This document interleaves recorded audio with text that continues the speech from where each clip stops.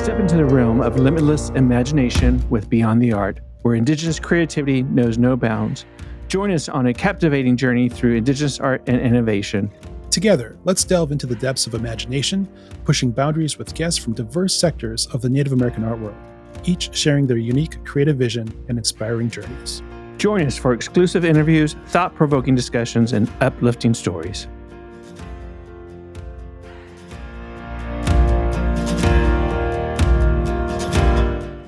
John, welcome to the podcast. It's really great to have you here today. Thank you. It's great to be here. Thank you for having me. To start, would you be able to introduce yourself? Give us your background and how you became interested in beadwork and moccasin making. Oh, sure. My name is John Murie. I'm a member of the Chippewa Cree tribe in Rocky Boy, Montana, which is located in north central Montana. We're probably like an hour away from the border here. I teach art at Stone Child College, which is our tribal college here on Rocky Boy. It's called Stone Child. You notice the difference. It's pretty much the same name, a different interpretation. There were some interpretation things that went on when they gave us our reservation. Some people called him Rocky Boy, which was one of our founding chiefs, and some people called him Stone Child. So our college is named Stone Child. I got interested in art. I was, as all artists, I was a drawer when I was young. Did all kinds of drawings. Learned to draw through comic books, so I had this kind of graphic style anyway. Went to after I got done with high school here in Rocky Boy, I went to IA in Santa Fe, New Mexico. And it was just great moving from a reservation here and going straight to IA. It was very fun. Met a lot of people, still surrounded by people I was used to, my peers, sort of get to do a lot of art. Then I went to, when I was done with Santa Fe, I just joined the powwow circuit. I just danced all over.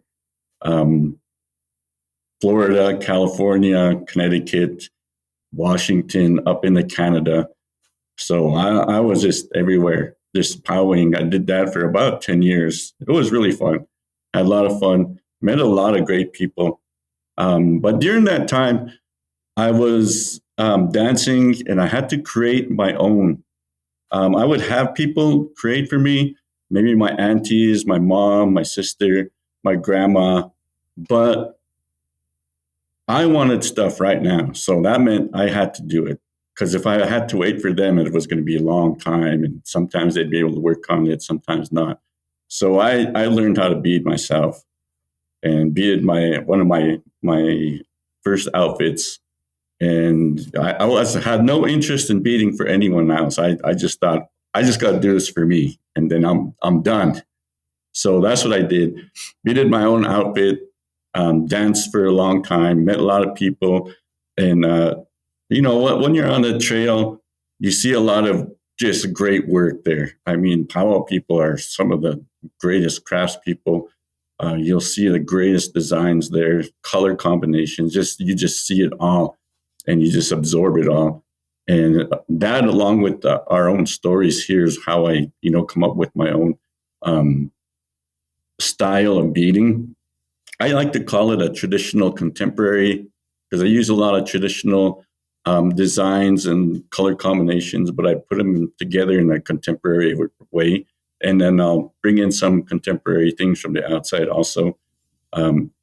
But like I said, powwow circuit is where I started beading to do my own outfits. It was really something, it was really fun. Powwow for a long time. And then start having kids, so I had to do something that was more stable for myself and my family. So I started working in the gaming business. I was a blackjack dealer in Tucson, Arizona for about 2-3 years. It was really fun. So then I came back home, moved back home, got my degree in art. from the University of Great Falls. I think they call it Providence University now. But got that in 2010 and through a scholarship through our tribal college here. And then when I was done with that, they offered me a job to be the art teacher here at Stonechild. So I took them up on their offer, and I've been working here ever since. And then one of the faculty members was like, I see you beaded before. Can you bead me some moccasins? And I was like, yeah, I'll bead you some moccasins. So I beaded him some moccasins. And when I was done, I posted them online, and people really seemed to like them. And then I got more people asking, and then it just started rolling from there. Now I'm beading for big clients and museums and galleries and, just stuff like that. It's fun though. Oh, that's great. That's great to see the evolution of the process. Yeah, there was quite an evolution. Yeah. And so I wanted to ask you, your work blends, traditional techniques with contemporary designs.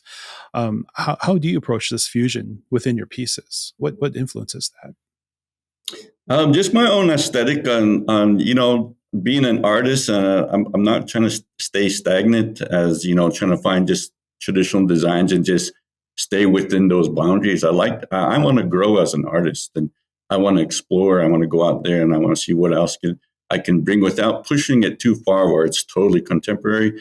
I like to keep that traditional look in my pieces as well. So, yeah. How does your process work from sort of the beginning stages and through the finished piece there? How does that look? Well, with a pair of moccasins, I usually get input from the client. They're usually commissioned orders. Most of my work is commissioned orders. It just works better that way. I already have buyers that are, before the piece is done, they're already going somewhere. Mm-hmm. But I start with their ideas and what they're thinking, and I try to, these are yours. How do you want them to kind of look? And I get colors from them, and then I put them together with my own aesthetic as well. As I want things to look, a certain way too. So and people can look at my work and tell it's mine. So yeah. So and it's a lot of different stories too, depending on who's ordering the moccasins or ordering the work. If they want a certain design in there, or if they want a certain element in there, I try to accommodate them and do the best I can as far as what they want. So it's kind of a collaboration between me and the client. Mm-hmm. What are some of the challenges and the rewards of crafting moccasins? And you've sort of answered this already, but how do you ensure that each pair is unique? Oh, there's so many designs in my head that just need to get out there. Mm-hmm. So I never try to make this. I might have elements of the same design in different pairs of moccasins, but there's no moccasins that are going to be exactly the same. So there's no two pairs that are going to be exactly the same. So I just keep, my mind just is always coming up with colors and always coming up with designs. And so that's where it's all in my head too. People always ask me, do you draw these out? And I'm like, no, I just keep them in my head. And then I just start beading and the designs start flowing, and it's all in my head. And when I get to a certain point in the beadwork and I look at it and I go, okay, yeah, that's what I want. So I keep going. There's only been a few times where I've looked at it and I really don't want this. But a lot of it works out pretty well, though. How do you incorporate elements of your Chippewa and Cree cultures into the beadwork and moccasins? Right. So growing up as a on the reservation here, I was always involved and was around our traditional people, grandparents, older aunts and uncles, elders just from around the reservation. And they were always telling us stories or lessons that involved a lot of um, our own creation of where we came from and how we're put here on this earth. And listening to those, I get a lot of these ideas. Like, I can take this story that has stars and I can put them on this moccasin. I can take this story that has thunderbirds and I can put them on this moccasin. So that's one of the ways I do it. The other is just learned designs from my grandmother, my aunties, my mom, my sister. I keep mentioning those four because those are the four that really helped me along the way with my beadwork. So it's traditional designs that Cree use, which is a lot of floral work, and then we use some geometric patterns as well, and then our own stories that I've heard, and think that I can create them on a piece. Mm-hmm. So that's where it all comes from. Right on, right on. Can you share maybe a specific story or cultural significance behind one of your pieces? Is there one that kind of stands out in your memory? Sure. So I have a son that graduated from high school a few years ago. His name is Reed. And for his graduation, I wanted to create a pair of moccasins. And his Cree name is Rising Chief. And my uncle told me the story about where this name came from. He explained that there's this being that's half thunderbird and half eagle, and when he flies, the sun reflects off of his feathers, and it kind of looks like sparkles, like diamonds. So I wanted to create this on a pair of moccasins, and maybe I'll send you the images that we can upload them later. Yeah. Of the pair of moccasins.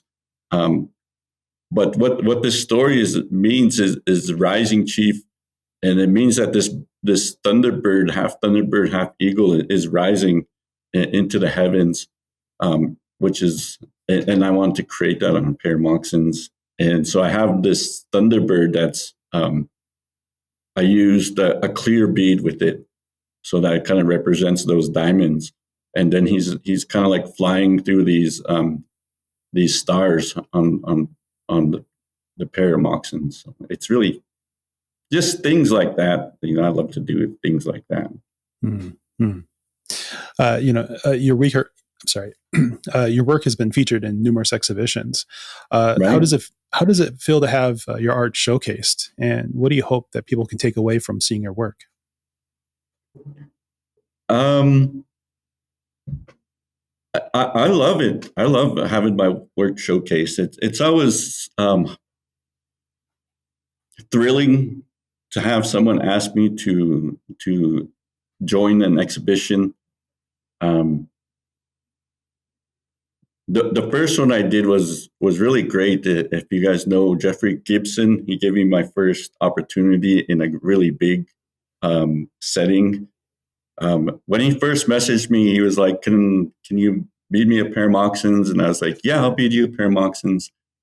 So it's going to take a while. And then when I finally came around, I said, hey, all right, I'm ready to start your pair of moccasins. He was like, wait now, can you do me a pair of moccasins for this exhibition I'm going to be doing in Brooklyn, New York? And I was like, okay, that sounds cool. I said, well, what do you want on them? He said, no, they're going to be on a statue. I said, what do you mean a statue? He said, so they have a statue of this rider on a horse. I don't know if you're familiar with the End of the Trail figure where there's a horse and there's a native figure and they kind of look downtrodden and they look weary. And he's like, I want to put moccasins on that statue. I was like, cool, let's do it. So he sent me this foot pattern that was like 16 inches long. And I'm like, whoa, I'm going to have to make these huge. So we did that. He put the words, I'm going to run. I'm not exactly sure exactly what it says anymore, but it says, I'm going to run with everything I have or something like that. It's from a song. It's from a song lyric. So I put those words on the side of the moccasins, and then sent them over. At first, I didn't know it was in the Brooklyn Museum of Art. I thought, oh, well, maybe it's just some off gallery place that, people are just going to walk by. And then he said, you want to come? And I was like, yeah, I'd like to go to New York. So he sent me a ticket, and I got there, and we end up at the Brooklyn Museum of Art. And I'm like, whoa, this is pretty major. And so I grabbed the moccasins, and I said, they asked me to put them on the statue. So we did that, and man, that statue just came to life after we put those moccasins on. So it's just stuff like that. Then other museums contacted me and wanted stuff for their museum and their collection as well.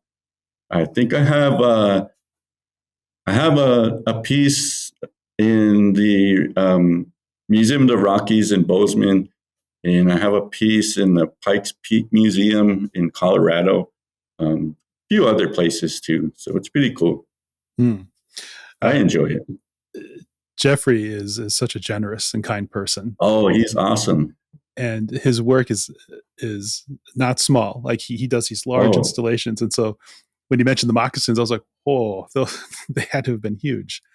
Yeah, they were great. I love his work, and it's just the installations, and you come into this space, and then there's just colors and all this art, and you're just like, wow, you're so overwhelmed with it. Yep. So it was pretty fun. That's great. He's a great artist. He really is. He gives a lot of people a good start too. He brings collabs with a lot of people, so that's cool. He's very generous. Absolutely. Yeah. So you've mentioned this before, but you've gained a strong following in the Native American art community. And how has this supported and impacted your career and your art? Mostly it's been on social media, and I guess I don't really feel the impact because I live on a small reservation in Montana, so we're kind of like sparsely populated place, and I don't really know until I kind of like go somewhere, and then they're oh, you're the guy, and then more people come. You're the one who makes the moccasins, and then I start to notice it. But here in Montana, it's just like, oh, that's just John doing what he does. So, but it's unexpected, I guess, most of the times when I come across someone and, oh, that's you make the moccasins, you're famous. And I'm like, I don't think I'm famous, but I just do what I do. But it's kind of fun. It's fun. Yeah. I think, the hard work and the consistency of work catches a lot of attention, Right. So how do you keep your work relevant and appealing to both traditional and contemporary audiences? I do a lot of stuff here at home too. Mm-hmm. I do a lot of work for local people. So I try to keep myself grounded by doing work for local people. They want my work too. So I try to accommodate them, and it lets me realize that I have to stay grounded in where I come from. And then moving out, then I can start thinking a little bit more contemporary, a little bit more artistic. But I like to stay, just keep, not really simple, but I want to give them something really nice, but something not over the top when I bead for people locally in their own tribe. Mm-hmm. A lot of traditional people have encouraged me to create and to keep going. I don't think anyone has ever said, hey, you need to pull it back a little bit. But, I haven't gone too far out either. I mean, I did a couple of contemporary pieces. I don't know if you saw the Yoda cell phone carrier and the Bruce Lee cell phone carrier. And from there, I think that's probably as contemporary as I've gotten so far. Hmm. Are there any modern techniques or materials that you've incorporated into your work, or do you prefer to stick to traditional methods? I don't know if you would call it modern, just the modern like leathers, thicker leathers, stuff like that I use. It's not a lot of traditional stuff like hard soles, buffalo soles. I do use those every once in a while, but I'm using more of a saddle latigo. It's kind of a thick saddle leather that I use for the soling. Easy. It's really nice to work with. It's easy to work with, and I know it gives protection to the bottom of the foot. So I that. I'm not. I don't think I'm. I guess one of the contemporary things I've done in the past year, and I'm going to show to see if you guys can see this. This is my skateboard. Okay. So that's one of the contemporary things I've done. Right on. So is that beading incorporated on top of the board, or is it painting?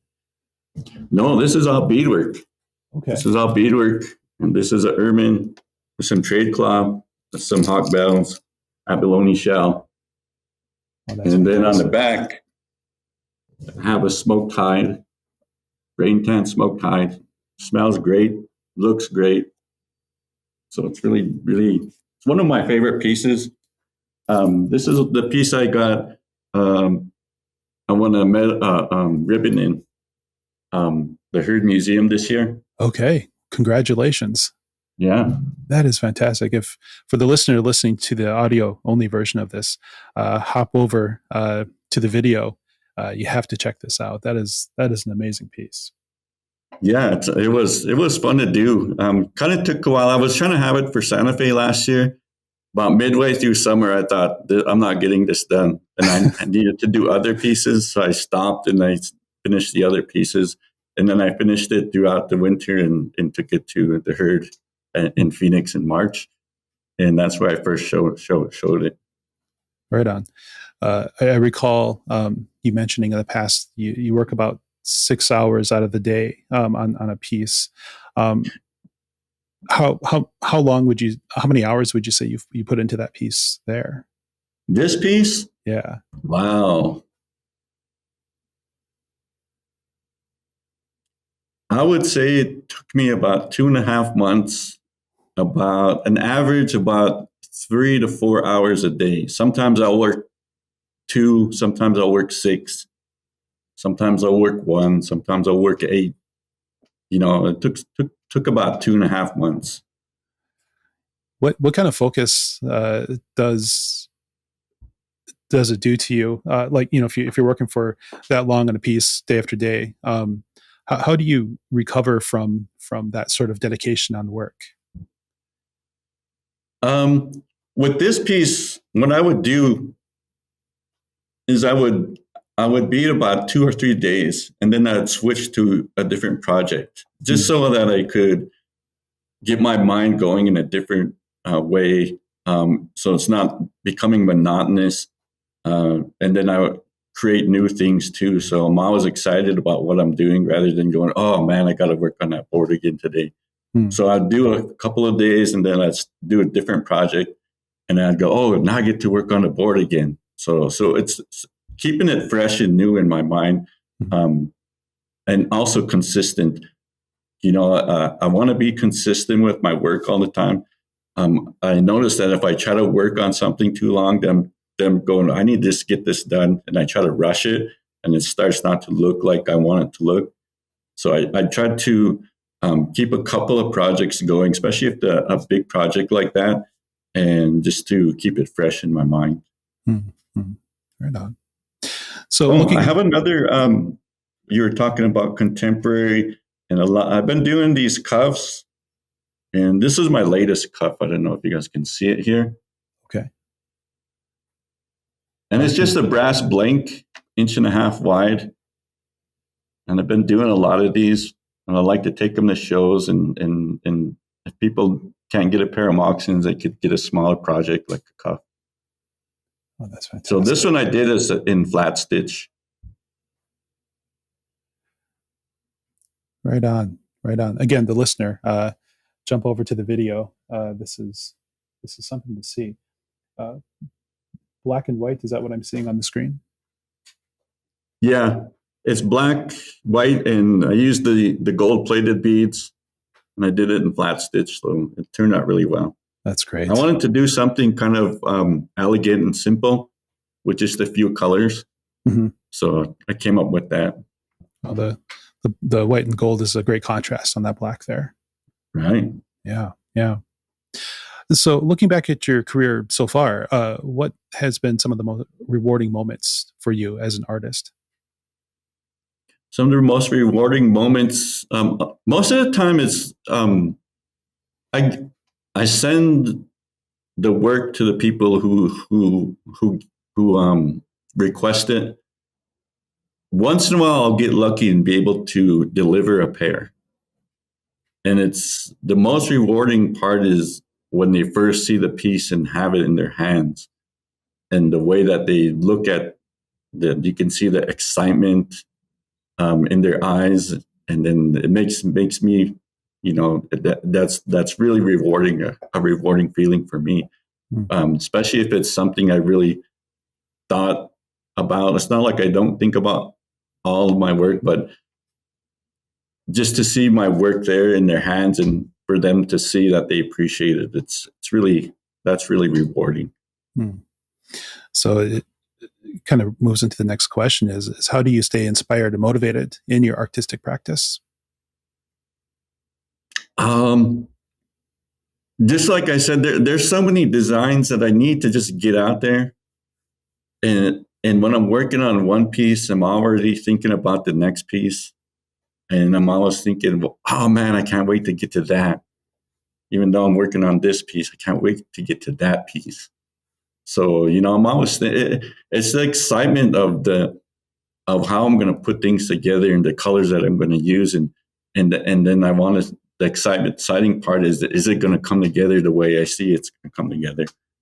So I guess that's how my mind works. It's never like, oh man, I got to do another.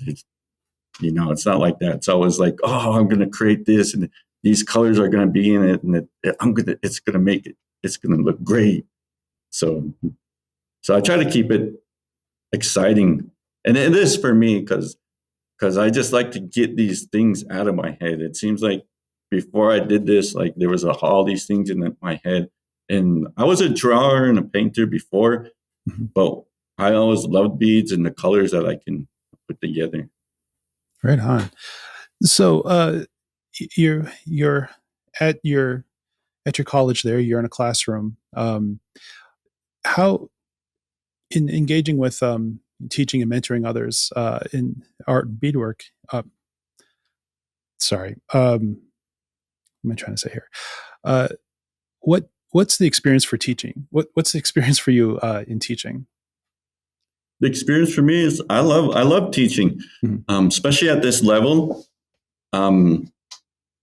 It's people who want to come to the class. It's people who are engaged in it, rather than a high school where they're saying, oh, you have to take art. So you go to art, and they're not engaged and they don't want to be there. The people who come to the college courses are people who want to be there, who want to learn. So they're more engaged in the class and they're more invested in it. So I like it at that level. I like to open their eyes to art and what it can do for them. Not just the creating part, but there's other parts of art that they can maybe, if they're not going to be the artist, maybe they can be work in a gallery, or maybe they can be a curator, or maybe they can work in a museum, or maybe they can, create music or write. It doesn't always have to be drawing and painting. I mean, they could be fashion designers. They can be chefs. So I like to open their eyes to, rather than just, oh, I got to draw or paint, or I got to sculpt, or I got to do pottery. And it's like, no, there's a whole different world of art that you can do if that's what you like. Mm-hmm. And I just like to have them go for it, you know. I imagine mentoring is part of this process too. There are certain students that sort of gravitate to your instruction and work. Right. Yeah. Yeah. Yeah. There's a lot of them that don't engage with other um, teachers the way they engage with me, because I'm the only one. Like the anime students, they really love anime, and they love to watch it. They love to draw it, and some of them are try to write it, and they come into my class, and I like to watch anime. So we discuss anime, and they just burst out. They were once quiet, but now that I got them talking about what they love, then they open up. So it's fun. It's great. I will say this: I've been doing these interviews for about 5 years now, and there's a thread through most of the people I've spoken with. Anime is sort of this thing that links everybody. Everybody is into anime, which Oh, really? it Yeah. really surprises Yeah. me. Yeah, yeah. It doesn't. It's It a great doesn't. medium. It is. It is. Yeah. Yeah, yeah. And it's across Oh, generations too. yeah. And I have these stories in my head that I go, man, if I could do this in an anime style, like the Studio Ghibli kind of style, Right, then it'll right. be like, oh man, that would be so cool. That's the next thing that needs to be on the horizon. There needs to be a group that gets together and starts doing things like that, because that's an amazing, Yeah. and it's a non-Western way of doing animation too, right? Right. And I think that's a great challenge for us. Yeah, I went to animation school, so that's something I deeply appreciate. Yeah, Oh, cool. yeah. Cool. So, how important is it for you to pass on these traditional skills and knowledge to the next generation? I think it's very important. I think we need to hang on to who we are and what we do and the way that we do it, and to have those teachings, because it's not just the creating part of it. It's also the stories that go along with it. It's also the teachings that go along with it.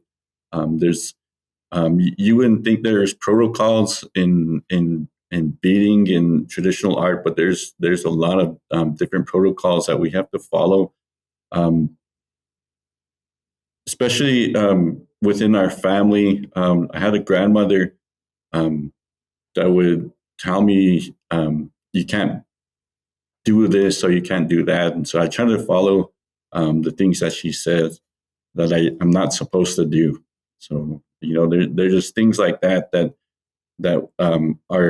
our young people need to know. And she wouldn't just say, don't do it. She would say, this is why we don't do it. Mm-hmm. So there's an explanation about why. So, those type of teachings, and it just goes along with our the rest of our cultural ways, our ceremonies like that. Things that they should, not that they should know, but that are great for them to know as young people, because it's a part of them. Whether they like it or not, it's a part of them, and the more that they know about themselves, I think the more better off they are when they in their everyday life. Mm-hmm. So yeah. And what you're describing, I think also it speaks to being not just a good mentor, but being a good mentee as well. Young people seeking out those mentors. Yep. Yeah, yeah, Yeah. Yep. It's part of that. And I did a lot of that too when I was on the powwow trail. I would go visit elder dancers and just, whatever they had to teach me about, whether it was dancing or just everyday life, or even just a good joke, a good laugh with the elder, or friends along the way. Just finding those types of people, and I always think it's great to engage with people that way. right on. Excuse me. So, what upcoming projects or exhibitions are you excited about? What's on the horizon? Right now I'm beading for Santa Fe show, the Swaya show, Indian Market in Santa Fe in August. I brought you a couple of things. I showed you one of the cuffs. I probably have the board over there. No one's. A couple people asked about the board, but I think they're going to their boards and seeing if they'll be able to purchase that. But I also have another cuff here. I brought it with me. Something I've never done before, and I've always wanted to try it. And I see people beat hats all the time. So I did this. It's a derby hat. It's a derby hat. Yeah. Yeah. Oh, that's fantastic. And I always see hats beaded.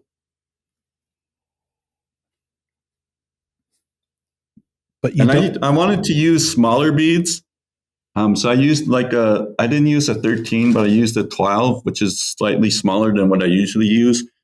And because I wanted to be more streamlined, I didn't want it to look bulky on the edge of the brim of my hat. I wanted to look like it's a natural part of the hat. So I try to use a smaller bead, just to maybe get it closer to the material that it's on. So I have that, and then I'm going to do a hat band with it, and I'm thinking about doing some plumes that you can put on the side.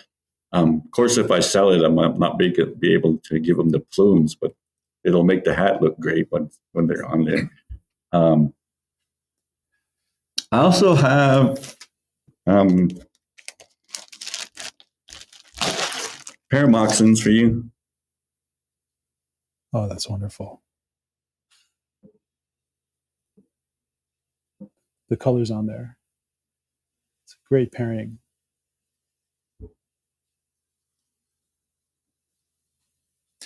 So a pair of moccasins, what's the time frame of the creating process for you on something like that? From start to finish on a pair of moccasins, it might take me 2 to 3 weeks, depending on how much I work on them.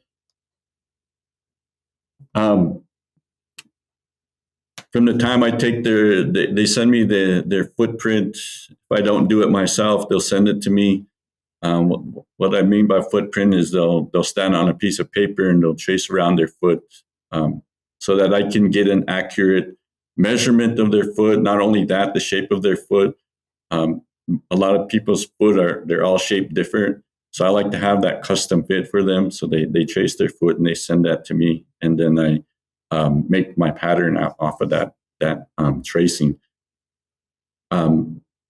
So from that time until the end, when I'm fully done, is about 2.5 to 3 weeks. That's a really good turnaround. It really is. Yeah.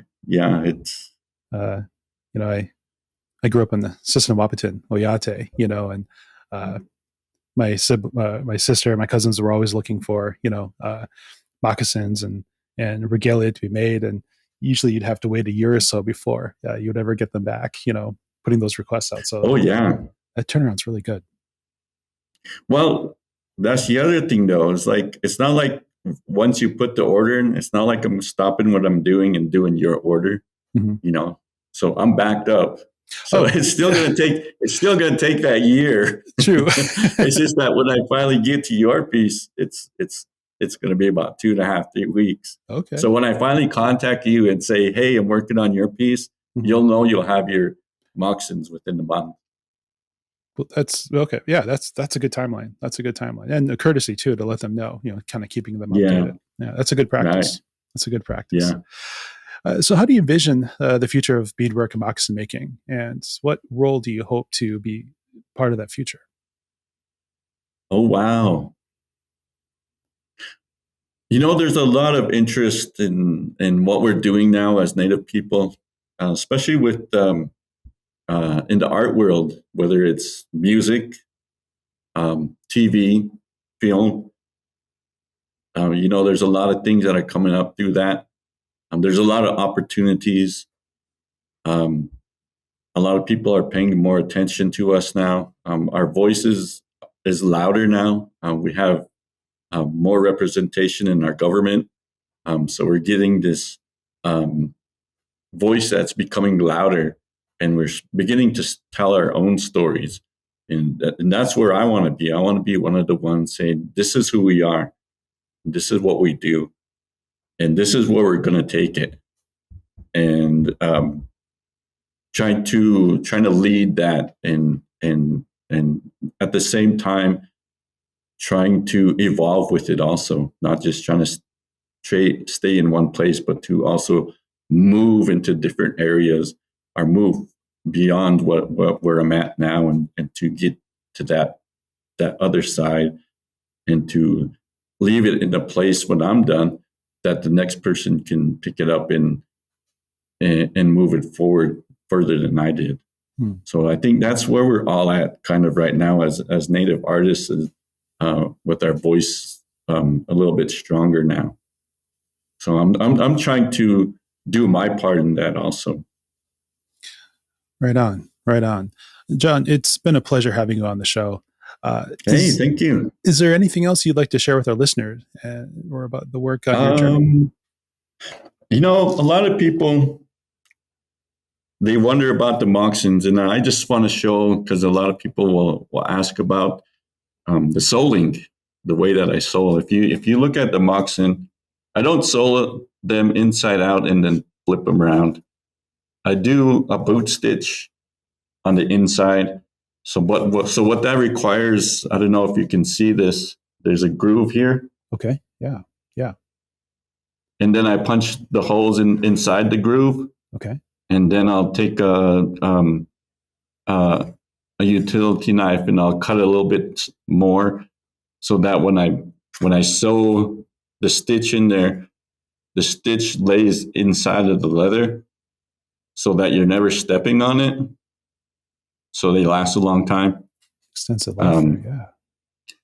The reason I like to do it this way is when I'm done with the piece, and then I used to flip them, and then sometimes I'd break beads, or sometimes when I get done flipping them, the beads would kind of be loose a little bit.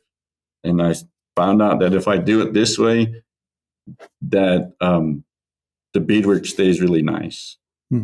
I also try to find materials that are the best. I mean, I use traditional brain tanned hides, whether it's deer or elk or moose. There's been a couple of people that asked about buffalo. I haven't really found any buffalo like this yet. Mm-hmm. But that's how I do my soles, you can see. Okay. Do you still work with your uncle with the hides there? Yeah, my uncle still does hides, and whenever he gets a hide, I try to be one of the first ones to see him, to look at them, because he sells them pretty quick. I mean, he usually has people asking about him before he's done. So I always try to make sure I'm on the list. So quality runs in the family then. Quality work. Oh, yeah. Right on. Well, John, thank you so much for joining us and being on the show. We really look forward to seeing more of your incredible work in the future. Thank you, Joe. Thank you to everyone out there. Thank you for supporting the work, and hope to see you all out there someplace, whether it's in Santa Fe or at a museum or even at a powwow somewhere. It's always nice to run into people. Absolutely. Thank you. Thank you for joining us on this journey through Indigenous art and creativity. Stay inspired and keep exploring with us on Beyond the Arts. Remember to subscribe and follow us for more exclusive interviews, insightful discussions, and stories that ignite your artistic imagination. Until next time, continue to unlock your limitless potential with Beyond the Art. Thank you for listening.